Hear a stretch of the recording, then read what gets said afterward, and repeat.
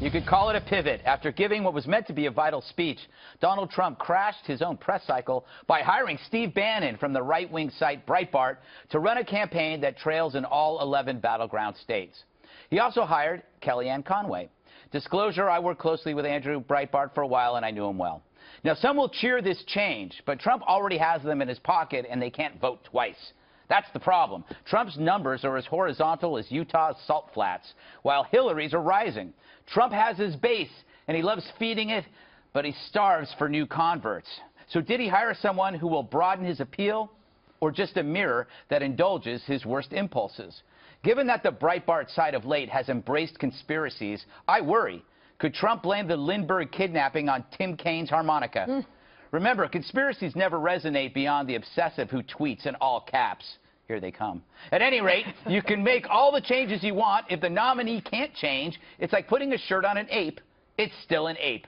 But maybe that's good. And at least Bannon is out of the closet working for Trump, a departure from the covert water carrying many still deny. Bannon did the right thing and put a ring on it.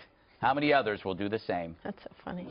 Yes, I used a little Beyonce there. I love it. I knew you were a secret Beyonce fan. I'm not so secret anymore. Bannon's never run a campaign. Kellyanne's a pollster. We know Bannon has trashed this network, you know, when he was over at Breitbart, made fun of a lot of the hosts here.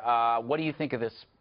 I don't know. Good, bad? I think these are obviously people that he has become increasingly more comfortable or familiar with. As to Kellyanne Conway, I think that was an outstanding move.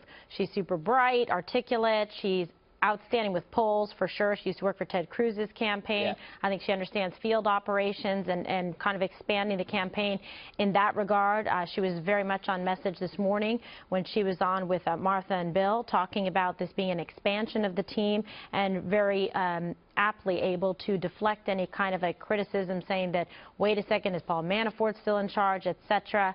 So, you know, I think he's going to do well with her by his side. I'm sure that she's going to be very helpful for him when it comes also to debate prep against Hillary Clinton and things that should be on or off limits and how to handle and maneuver that as well. I think it's good that he has a woman of that kind of intelligence, that caliber and experience on his campaign. I think it reflects well. I mean, it's a smart move. Dana, what do you think about this? Is this going to change his campaign? He surrounds himself with friends and family for a reason, because they like him. He feels comfortable, but do they challenge him? Well, not really. I mean, one of the things that Breitbart's site has done really well lately is try to find like one poll that will disavow every other poll that is out there. When I woke up this morning, I don't care who he has in charge of his campaign. It doesn't bother me. But when the campaign wants to complain that the media doesn't cover Hillary Clinton's email scandal, which we're going to do in this next block, in the C block, then you can't give a speech like the one last night that you want to give seriously, and within 4 hours make another huge campaign announcement. I mean, 11 weeks to go until the election, and you now have a CEO of the campaign, a campaign manager, a campaign chairman.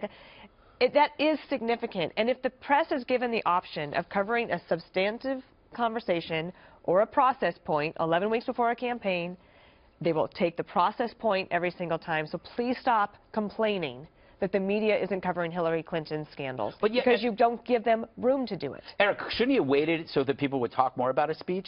Or did it have to happen now? I think this is, well, look.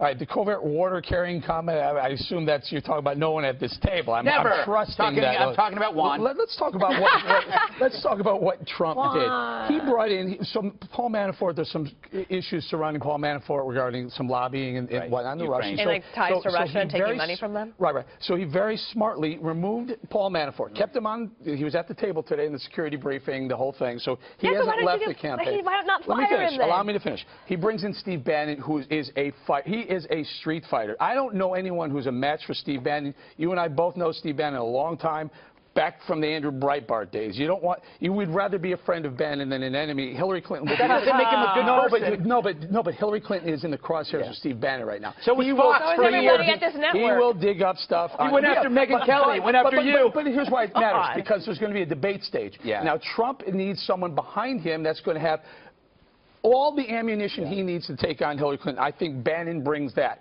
Kellyanne Conway, brilliant, smart pollster, also very close with the kids. She's very tight with all the kids, and Jared Kushner as well. She brings something. She brings a calming tone to the campaign. Yeah. I think they did well.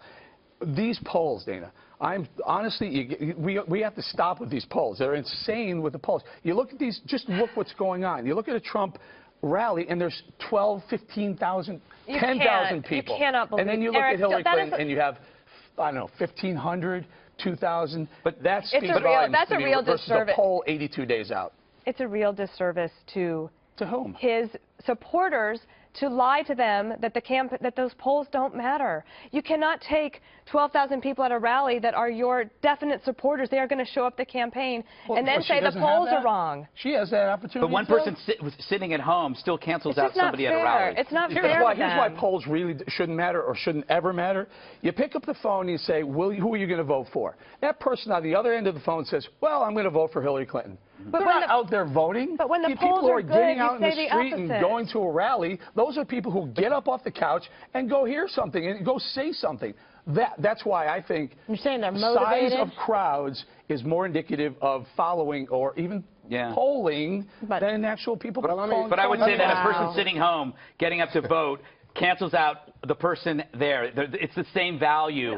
That's exactly what we said in 2012 when people that supported Romney were told that the polls are wrong, Romney's going to win, and then they were so mad and disappointed. Yeah, they stopped watching because they thought we lied to them, and we deserved it. And even Kellyanne Conway this morning talking to Bill and Martha said the polls are right, but they think that the polls can be turned around. She said they're going to start running ads in a few weeks. No one's saying polls are wrong. Polls are a snapshot in time. Yeah, but I'm saying there's a consistent here's the weather, pattern. take a picture of the weather and expect that to be the weather 82 days We get your from point, but I'm just saying there's a consistent pattern. It's not one poll or that poll, it's all the polls. So here's the thing that strikes me. You go from Lewandowski to Manafort and you say, we're going to pivot. We're going to have a more serious, structured campaign. He's given up on that. Now he's saying, I want to get back to Trump being Trump, and I'm going to bring in a bare-knuckle street fighter like Bannon. More like and I'm going to go at it and forget Manafort. Manafort now is window dressing, and it seems to me he's doing exactly what Greg is talking about. He's talking to his base. He's firing up his base. He's not doing outreach to people. And forget women, forget Hispanics, get everybody. But why is he doing this? Because this isn't about the election. It's about the day after the election when you have Bannon and you have Trump and you have the invisible hand creating a new network.